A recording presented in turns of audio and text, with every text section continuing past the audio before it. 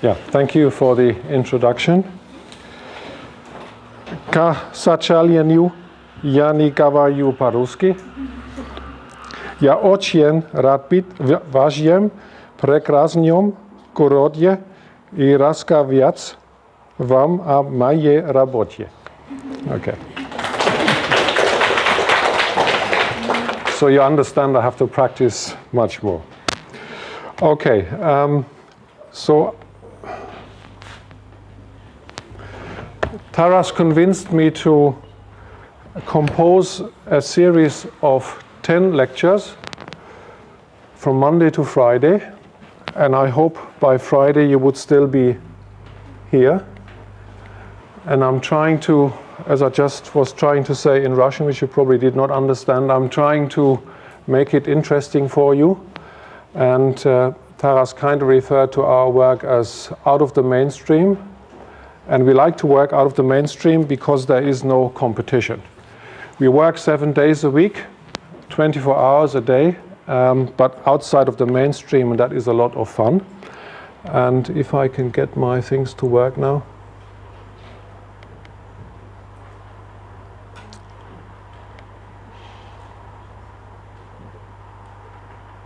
So not to plunder again, I just put it on the slide. I simply copied this from the web page, so don't you think I was able to do this myself. So that is the topic of my series. And before I begin, I would like to present to you my group, a group of very dedicated young and not so young people working together on these various topics.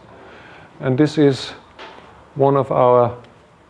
the locations of one of our retreats in the Swiss Alps. And I noticed not only is St. Petersburg a very beautiful city, this is also very beautiful, and you probably do not know, but that is only 20 kilometers away from our institute. I don't know why this is on the... Staufen, yeah. I don't know why this is on a poster of a Russian company, but I'm very pleased. So I really feel at home. Thanks very much. So acknowledging these people, now in passing I will mention them when I report about our own work, but I will also, of course, have to mention many other colleagues that did more interesting and more important things than we did. And I'm trying to build a sort of story for you to understand why it is important to consider problems of immunity in the general sense, and in particular problems of adaptive immunity, that is how the immune system changes the state of a system in order to cope better with a second or a third challenge when genetic or bodily integrity have been attacked by outside invaders. But you will probably not be surprised to hear that this function of protecting genetic integrity is not very modern. It already originated about 2 or 3 billion years ago with the first unicellular organisms, and I will give you a couple of examples in the first lecture. I will try to make a couple of definitions, and I'm taking the risk of being a bit boring in the beginning, but I'm trying to throw in one or the other sentence so that you will be interested in coming again tomorrow and until Friday. I will be discussing, for example, why sex is good for you. And sex is good for all of us, and if you stay until Thursday, I will give you interesting instructions for your parties at the weekend. Okay? And I prepared some lectures that will fill about 9 hours, and I've left 1 hour free for you to ask me questions, and I would urge you to interrupt me even now if you think I'm unintelligible, even in English. So I'm trying to do my best, but you might have different levels of knowledge, and I'm quite happy to answer your questions. And I would like you to go away and hopefully say to yourself, okay, I've learned something. And in order to do this, if you don't understand my reasoning, just interrupt and ask. And I'm using this wonderful electronic device, but I'm also quite used to using the blackboard. So if there is anything that I need to explain in more detail, as I said, interrupt me. Now, the first couple of slides will be very trivial, and you might say, why did I come here and rather not stay outside in the park in that beautiful weather?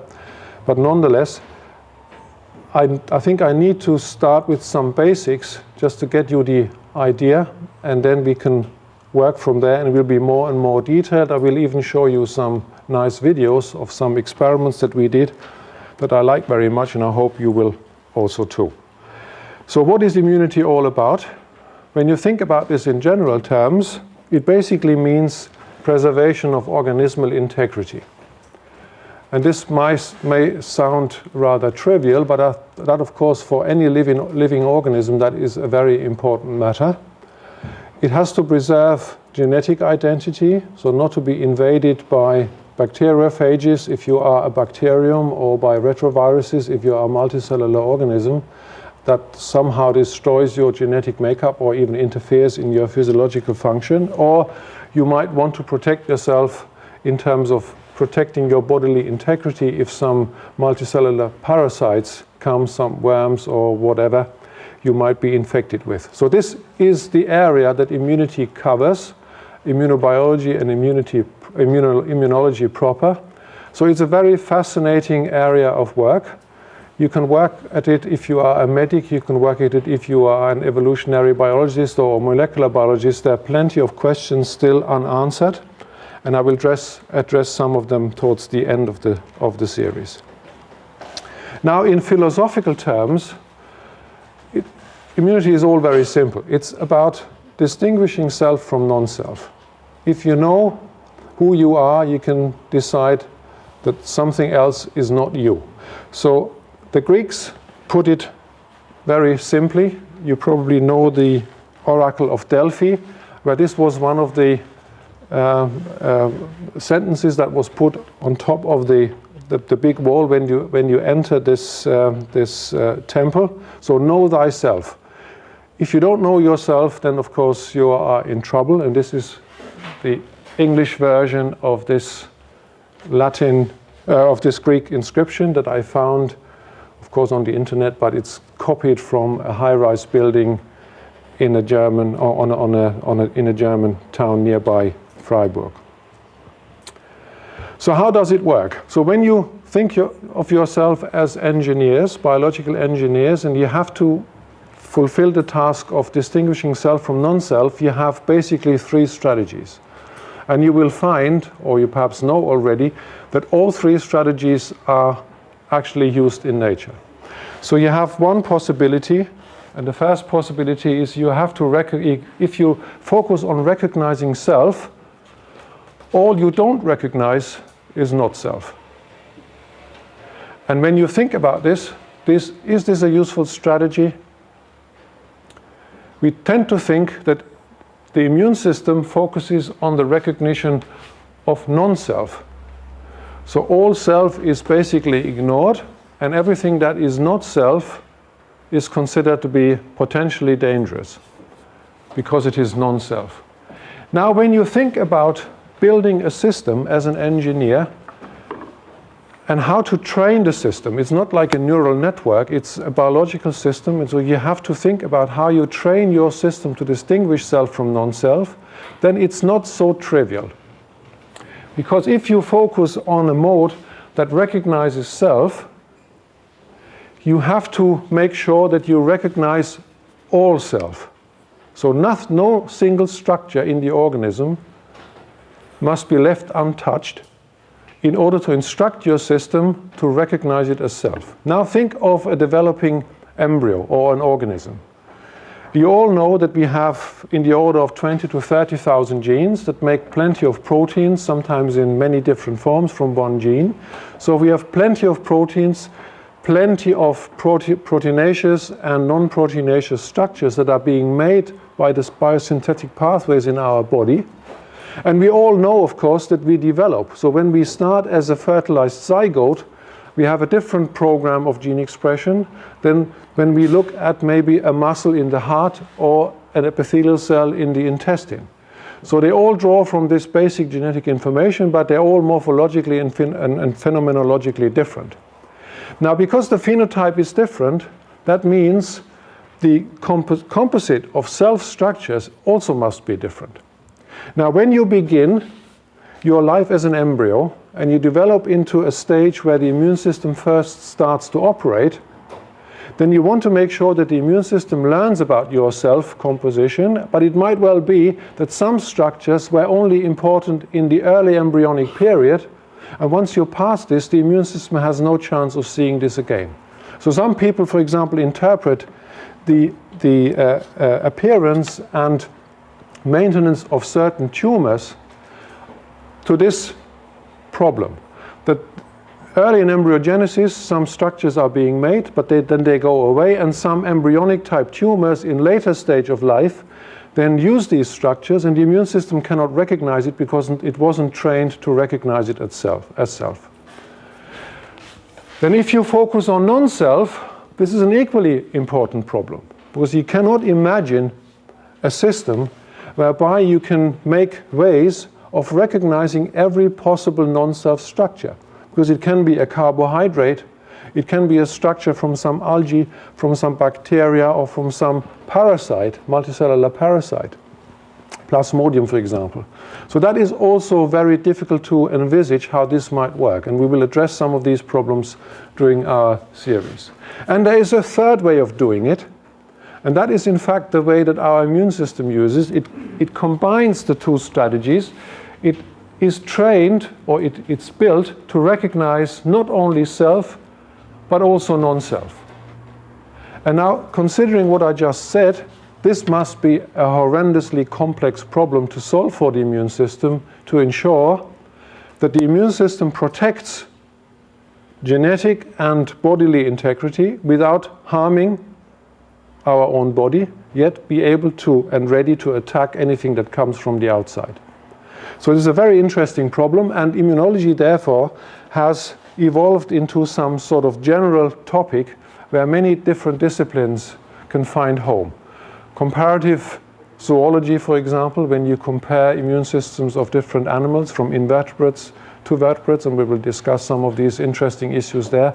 Molecular biology in terms of how proteins interact, how proteins are diversified from a limited amount of genetic information, and we will address some of these problems during the course of the lectures, and you will see that you can find plenty of things to do should you ever be interested in continuing this subject later on. Now, I was trained as a medic, and I was a pediatrician before I decided I wanted to do basic science. My clinical training was mostly in hematology and oncology, and I learned the hard way that it was very difficult to treat young patients with these aggressive tumors, be them leukemia or some embryonic type tumors.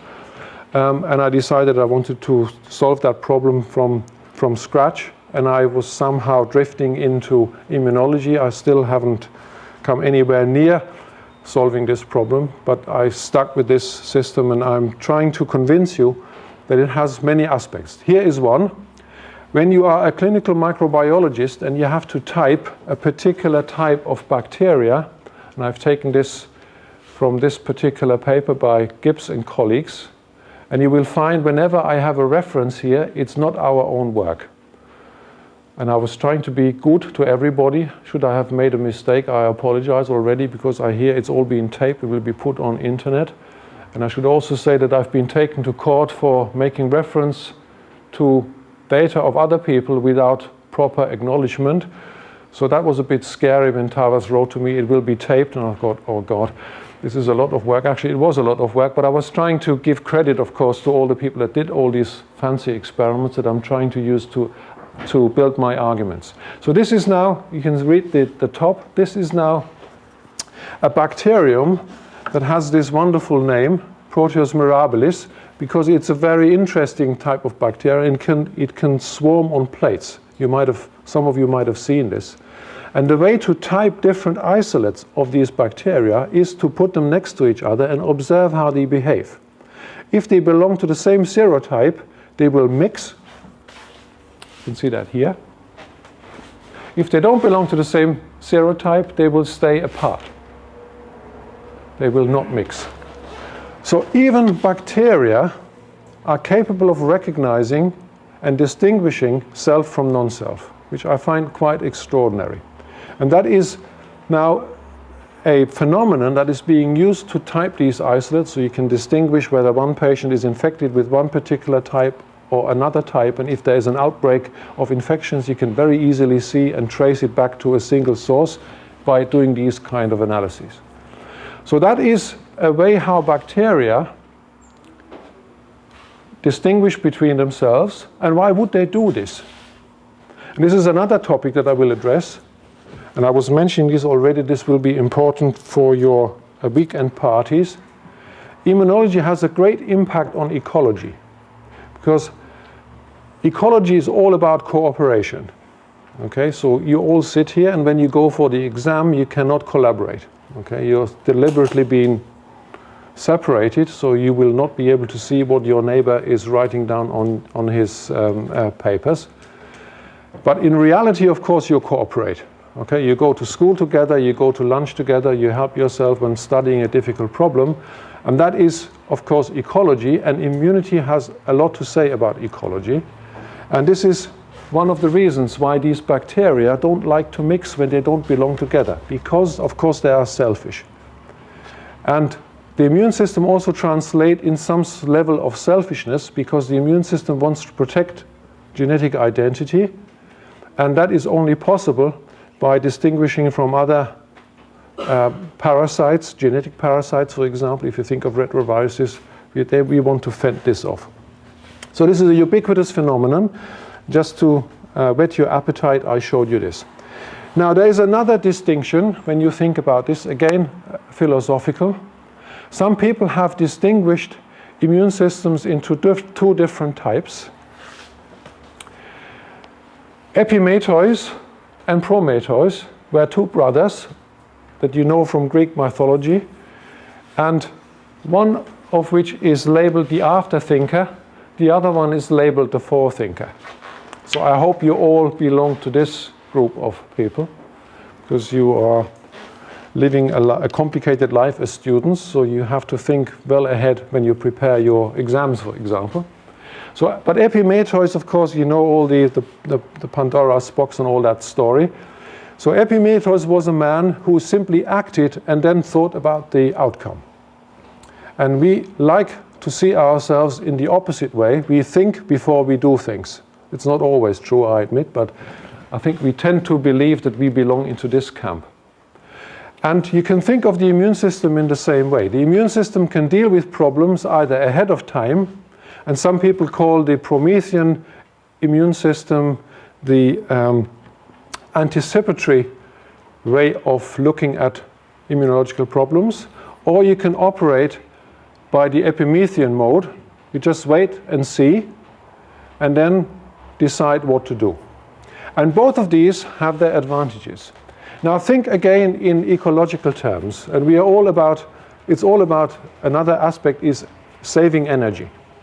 Now if you invest in any way possible in your organism into preparing yourself for an insult that might never come, that is of course a waste of energy. So for example, I never bothered to learn Russian, because I didn't think I would ever come to Russia. Now, you see, I'm paying the price. I should rather have prepared myself. And my wife urged me to say these sentences at least. She wrote that down for me, so I could at least give the impression as if I was able to speak Russian. So this was the Epimethean type. Okay, I just waited to see what happens. Now Taras forced me to come, and I wasn't prepared. But now I know, okay? If these lectures go well, he might invite me again, and just in case, I will probably learn a bit of Russian. Now, Prometheus, this is the anticipatory mode. That, of course, invests a lot of energy for things that might never happen. And you all know, and you are used to think of this, because we are, for example, we are making antibodies that can distinguish. Now, if you imagine yourself as a chemist, that can distinguish between stereoisomers of the same molecule. You can't get any better than that in chemistry. And we can make antibodies, or our bodies can make antibodies that can distinguish these enantiomers, which I think is an incredible level of discriminatory capability. But why would you want to do this? Why would you want to be able to make antibodies against these strange molecules? Remember the lunch diner experiments when he was proving this point, that he could distinguish sugars, for example, that had one or the other type. So there's a lot of energy in here, but it wouldn't exist on Earth if there wasn't an advantage. And the advantage, of course, is once you have prepared yourself for a certain type of insult, you can react very rapidly, possibly, and you can fend off severe damage. Whereas with the Epimethean mode, you have to wait and see and then react accordingly, and that might be too late then. Okay, so this is another way of looking at things. And I'll show you something here, which is now all the journals that you might be able to read are full of this particular type of genetic system that was discovered maybe 10 years ago or so in bacteria. And it can be interpreted in many ways. In the papers that you read, the immunological aspect of it have all but disappeared. It's only about biotechnology now, because one can use this very specific recognition system to engineer precise mutations into either cells or organisms or whatever. And it works like this. It was discovered in certain bacteria, and this is a very sort of simplified version of things, but it tells you or gives you a very good example of Epimethean type of immunity. So here's a bacterium that has a particular genetic locus by this complicated name, CRISPR, and it transcribes this DNA that is here in red and in blue into sequence-specific copies, of course, of RNA. So this DNA is copied into RNA. This, of course, you all know. And these RNAs are called guide RNAs, because if foreign DNA is being introduced into the bacterial cell, these RNAs will recognize the same sequence and will guide a particular type of endonuclease, here depicted in green, to form a complex, and this endonuclease will then cut DNA and destroy it. Now, from this sequence of events, you immediately see that this is not Promethean, because it remembers genetic insult that might have happened. So it might be passed on vertically, but it can also react in an adaptive fashion. So imagine a bacteriophage. This is my depiction of a bacteriophage, injecting its DNA into the bacterium, and we'll come to another defense mode in a moment. So this DNA will then integrate into the genome. It will form a lysogen, as you all know from your microbiological lectures. And this is now foreign DNA. And this foreign DNA, of course, might be bad for the cell, because it might lead to production of bacteriophage and lysis of the cell, which, of course, is not what the bacterium wants. So when this DNA comes, the bacterium that survives this attack, and it has other means of surviving, and I'll come to this in a moment, it integrates a small piece of this foreign DNA into its CRISPR locus, and next time round the phage comes, the phage is destroyed by the CRISPR system, because this bacterium, having survived the first infection, remembers the genetic DNA when the second infection happens, and that phage has no chance of integrating and replicating. Now you might say, okay, well, this is very well, but how does the bacterium deal with the first infection? Because if it's killed first time round, there's no point in creating that system. So the system survived because the bacterium has other means of dealing with foreign DNA. And that is an interesting system, again, exploited to the fullest in biotechnology. It makes use of enzymes that either cleave DNA or modify DNA and recognize specific DNA sequences, and you all know this is the restriction endonuclease or modification systems. That has been discovered many, many years ago and has been used, of course, and was the basis for the biotechnological revolution. Now here is another interesting aspect that concerns immunologists throughout their work, which is the problem of statistics. Now imagine our friend, the bacteriophage, now again injects DNA into the bacterium. Now the bacterial DNA, if it carries a restriction modification system, this RM system, is fully protected against the endonucleolytic attack of these restriction endonucleases, because all the restriction sites are modified. So the bases are modified, in this case by methylation, by putting a methyl group onto them. So this is this M here. And when this site, this sequence is modified in this way by the modifying enzyme, the restriction endonuclease cannot work. It's blocked from action. But the bacteriophage's DNA, of course, is naked. And because it's naked and not modified, it will be cleaved and destroyed. And some of these pieces of DNA will then be used in the CRISPR system to create epimethean immunity. But you can see the problem, of course. If this was a foolproof system, the bacteriophage would no longer exist. Of course, it's an arms race. If the modification system, being a little bit stupid, is fast and modifies the bacteriophage's DNA, then of course the bacteriophage is safe. And the bacterium is doomed to failure. Okay? So there is a competition, and that competition prevails through all immunological concepts. They are rarely spelled out specifically, but it's always the case. If you are infected at the right toe of your foot, and your antigen-specific T cell that you also have happens to travel in my left arm, there must be ways of informing that T cell of the specific infection in my right toe. And you can imagine now this is quite a long way to travel for a small cell. So the immune system has to solve a number of very important problems, and one of these solutions is to build specialized organs. And we'll come to this later in the presentations. Specialized organs that we refer to as lymphoid organs. Some of them are called primary lymphoid organs, others are called secondary lymphoid organs. And there's an interesting evolutionary trajectory dealing with all these problems. And imagine now a blue whale. A blue whale is a very big animal. It probably doesn't even fit into this lecture hall here.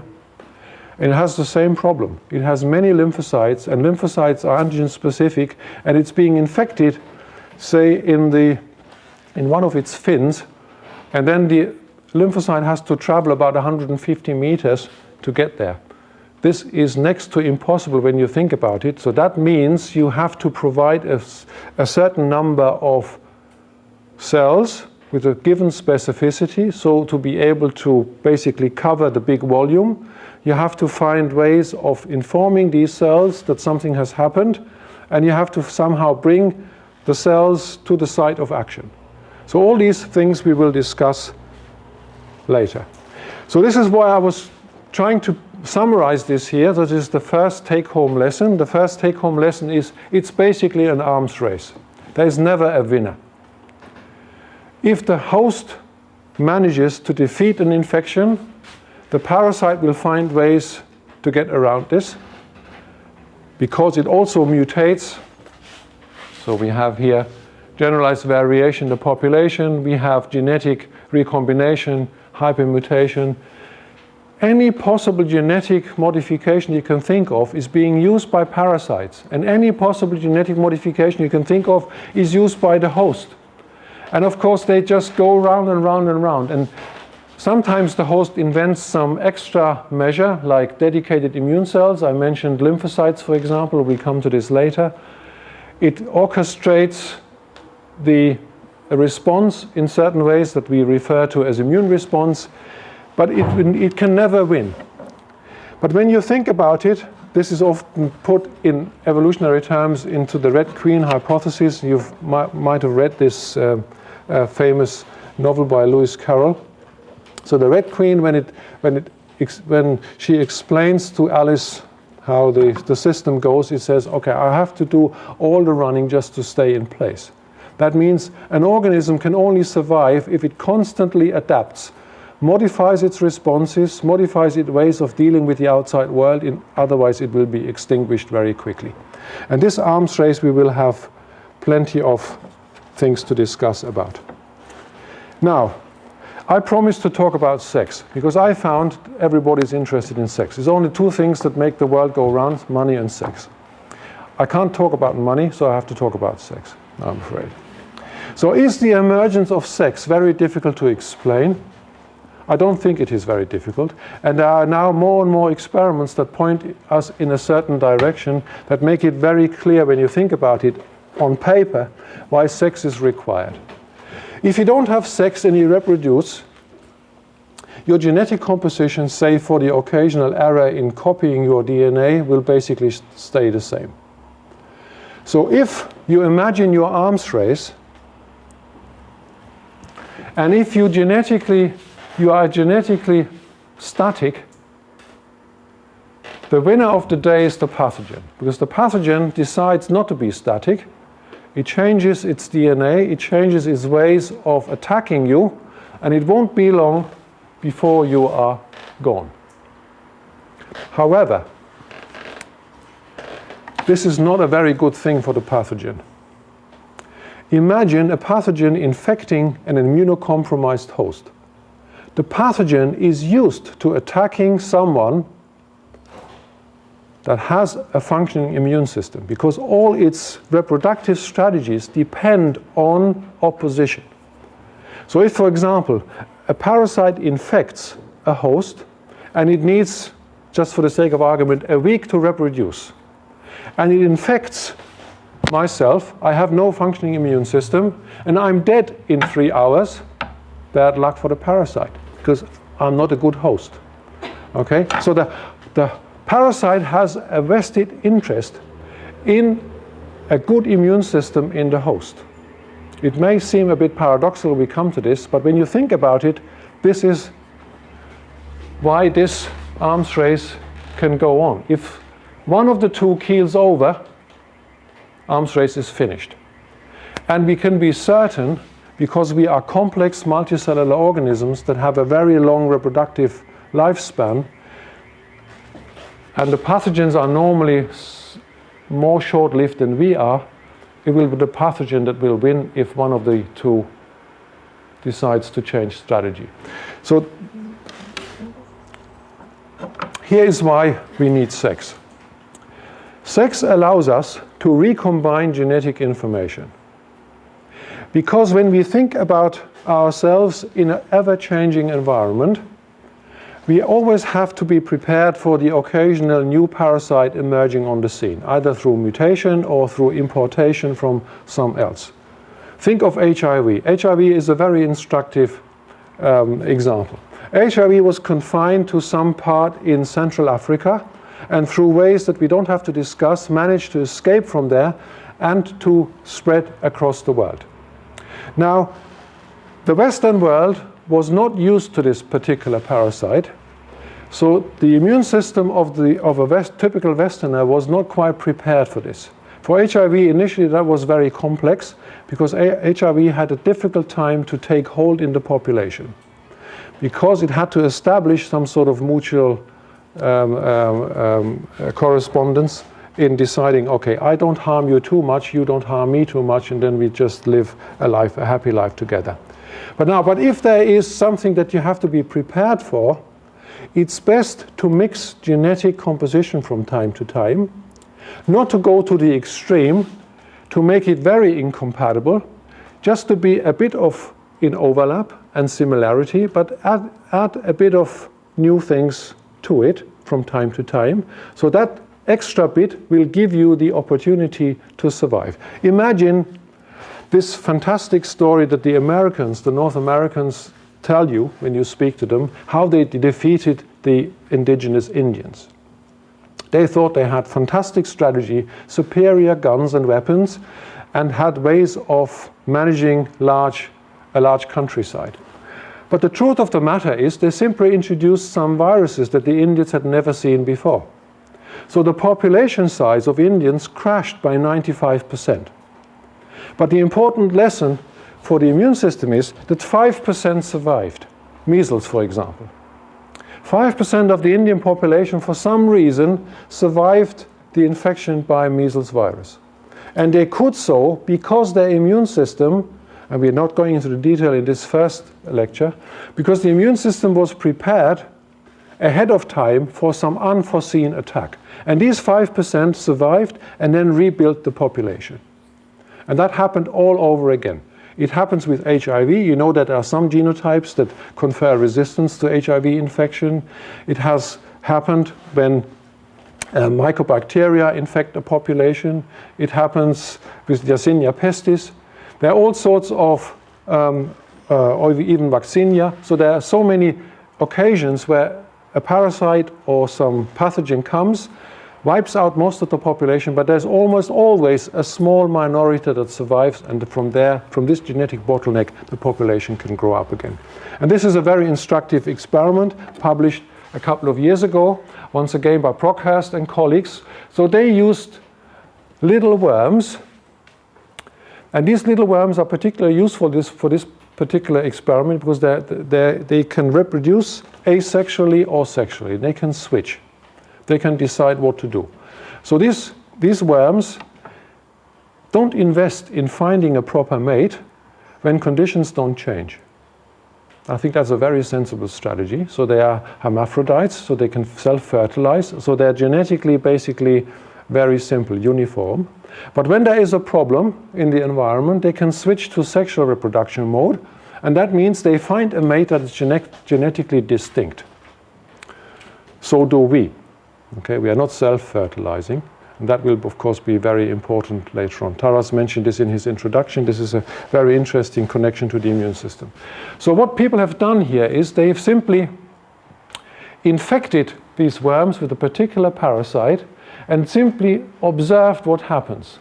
And what they found was that there is co-evolution. Co-evolution means that the infection with a new parasite changes the rate of sexual reproduction. You can see that here. So when evolution happens, you select for a resistant genotype, sexual reproduction goes up until you've reached a particular genetic fitness, as it were, and then it goes down again because it doesn't make any sense, because the environment doesn't change anymore. But when you then infect every time again, when there is a new generation with this particular bacterium, there is co-evolution going on, and the entire population, because it's reinfected every time, increases the rate of sexual reproduction. So it's an energy question. It doesn't make any sense to invest in all this business of finding the right person. No courtship behavior, because you know the environment is not going to change. You can co-evolve, and that is the interesting question that the immune system needs to answer. So the immune system, or the immune system as such, has a heavy influence on evolutionary trajectories that might seem completely remote from the functioning of the immune system. And I gave you this thought experiment before. What happens if a parasite infects an immunodeficient host? That is absolutely terrible for the parasite. So the parasite has an interest in having hosts that have a certain level of resistance. Otherwise, this co-evolution can never work. So now the immune system, this is my sort of interim summary. Is there a clock somewhere? It's quarter past. So I have 5 minutes before we make a break. And I try to learn what the proper Russian word for intermission is. And I only have it from sports, time, but I don't think that's the right word, is it? Half time. Okay, well, never mind. So the immune system impacts our life at various levels when you think about it. And if I made myself clear enough, it affects the individual fitness. That seems pretty obvious. It affects the reproduction rate of the population, because if a population is genetically homogeneous, it might be very vulnerable to a certain attack. It has an impact on the level of the species, because the species might change the mode of reproduction. I just gave you the example of the worm going from asexual to sexual reproduction, a very fundamental change indeed. And then it also has an impact on the ecosystem. It's basically interspecific competition. And it's not necessarily interspecific competition the way we see it. So different animals that are alike, for example, particular types or species of deer, or a bear or a deer, but it can also be a very tiny parasite and a very big animal that falls under this interspecific competition. So some more definitions. You heard about innate and adaptive immunity. This is what you normally read in the textbooks or on Wikipedia. Innate immunity is something that is installed during development and is ready to go when there is a need. It does not arise, this is why this is perhaps called innate, from any previous infection. It does not use any knowledge. But when you think about it, now you're well prepared, I think, and you're a clever group of people. When you think about it, this is definitely a misnomer, because innate immunity is shaped through evolution. My parents passed on genes that allowed survival in their particular environment, and by definition, the genes that make up my innate immune system are shaped through evolution. And of course, not only over one generation, but over many generations. By contrast, adaptive immunity is often referred to as something that prepares the body for future challenge. I refer to this as anticipation. We make, for example, antibodies just in case, or we refer to it as a Promethean. We're thinking ahead and preparing for a potential challenge. But as you perhaps already guessed from what I was saying, these definitions are very imprecise, and they basically prevent you from understanding the complexity of the immune system. So I'm not sure how when you sit your exams, you probably have to, in one way or another, respond to these questions. But when you pass the exam, forget about them. And try to look at the system in a more complex fashion, because you will find that these definitions do not help much when you understand the function of immune systems. There is coevolution, evolutionary trajectories, and it's basically a mix-up. And I'll give you this here. None can live without the other. This is my way of building cartoons. So we have innate and adaptive functions. They normally cooperate. So when one is missing, the other one is also incapacitated. And if the other is missing, this one is also incapacitated. So there is functional interaction. And that simply means that these definitions dividing the two are probably not the most interesting and helpful ones. Now, which organisms will we discuss? That was my introductory hour, and we will have a short break, I understand, now in between before we go on to the second one. I just hope you come back. So which organisms will we discuss? We will discuss flies, mollusks. We will probably not discuss too much sea urchins and things. We will discuss Amphioxus, the lancelet, a very basal chordate. We will discuss lamprey, jawless vertebrates, the sister group of jawed vertebrates like us. And there are various things we will be discussing about jawed vertebrates. Our own contribution, as Taras mentioned, is mainly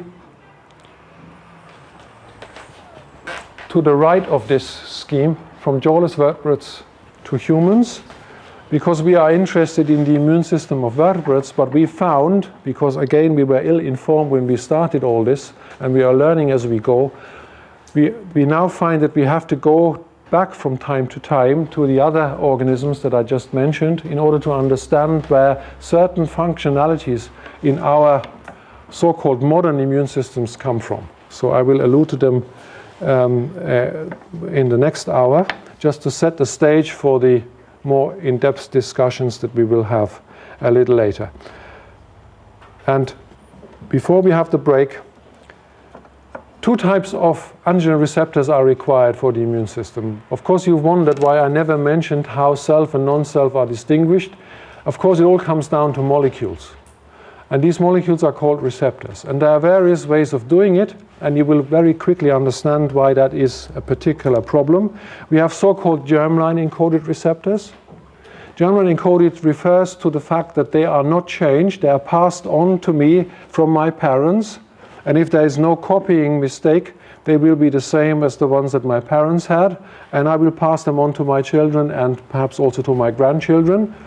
So this is an inherited line. This is horizontal gene transfer, as it were, and there is no change in composition. This will underlie Darwinian evolution. If there is a mutation in one of these genes that does not work well, this will be weeded out in the population. If they all work well, or if there is a beneficial mutation from time to time, it will be selected for. But the important point is we can predict what the genetic capacity is that is required to encode these receptors. Think of your genome. To maintain a genome is very costly. You need many cookies to maintain your bodily integrity. And every gene you add to your complement means more energy. Okay. When I give lectures in Germany, I'm not sure whether you're used to the same things, I always refer to the Mars bar problem. Okay, you can eat so many these chocolate bars to maintain yourself. You know, you need 1800 or 2000 calories per day to keep you going. And how many Mars bars that is equivalent to, and how many Mars bars you need to maintain your immune system. It's about half a Mars bar. Just think of it. So it must be very important for your body. So adding genes is costly. So this is why there was another invention that is called somatic diversification. I think that is very, very, very clever. And we will discuss that in a bit more detail now. Somatic diversification means make many out of one. Use a piece of genetic information and find ways of recombining it, reshuffling it, reusing it, modifying it to make a lot of genetic information out of very little coding capacity. And that, of course, is a very clever trick. It's just a bit like Lego. You have a couple of building blocks and you put them all together in different ways and you have many different outcomes. The problem here is, how do I guarantee quality control? Okay, imagine I've seen many Mercedes and Audi cars on the streets of St. Petersburg. There must be factories somewhere building these cars, I would imagine. So when these cars are built, there is some quality control at the end of the construction line before they're being sold to the customer. Now, Audi probably would not be so profitable and so successful if they would sell shoddy cars. So they probably have a very good quality control before the cars leave the factory. Well, at least that's the idea, I would imagine. Now, the immune system has the same problem, because once the immune system sends out faulty components into the periphery, think of the blue whale, it cannot call back this faulty lymphocyte. If that lymphocyte has escaped from quality control, this is bad news for the entire organism. So quality control is a particular problem when you start fiddling around in the soma, not in the germline. In the germline you can do Darwinian selection, in the soma you cannot. But you have to find ways of solving that problem.